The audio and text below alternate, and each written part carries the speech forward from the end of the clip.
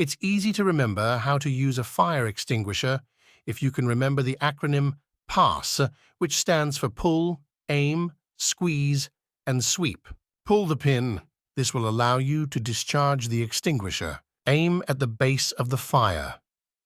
If you aim at the flames, which is frequently the temptation, the extinguishing agent will fly right through and do no good. You want to hit the fuel. Squeeze the top handle or lever. This depresses a button that releases the pressurized extinguishing agent in the extinguisher. Sweep from side to side until the fire is completely out. Start using the extinguisher from a safe distance away, then move forward.